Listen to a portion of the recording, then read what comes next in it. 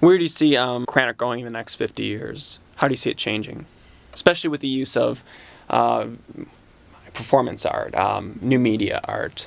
Well, I think that's having a very strong role in lots of museums' programming, and we've already started it with, for instance, our Open Studio program last spring, bringing dancers, performance artists to campus and having them work with students.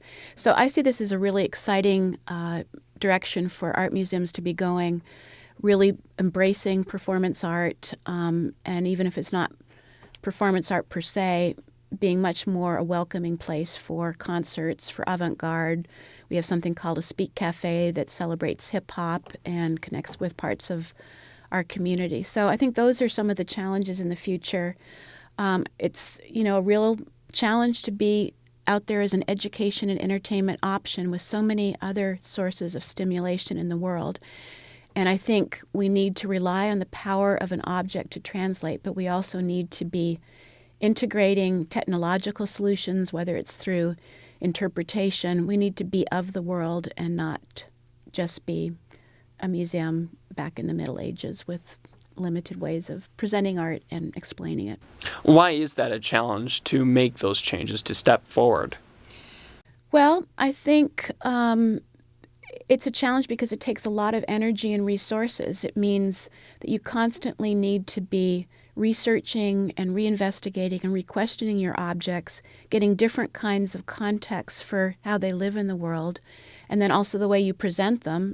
Many years ago, a long text would have been fine, but now we're experimenting with things on iPods, whether it's masquerades showing the way that African art is really presented, to interactive types of devices that encourage people to have a conversation and not just expect that a museum is the expert and the one expert in terms of art.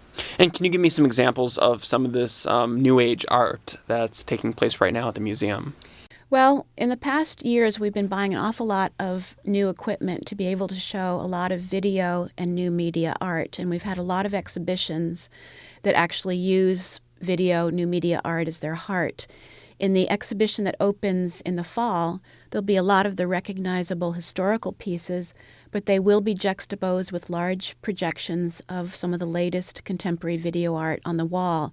And that's meant to make you think a little bit about what you receive through the pixel versus what you receive in terms of a beautiful piece of silver or a wooden mask or a beautiful painting, but just to keep questioning.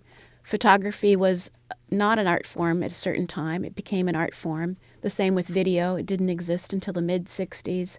And it's a question of allowing the embrace of art to be more inclusive and I think in the end more exciting.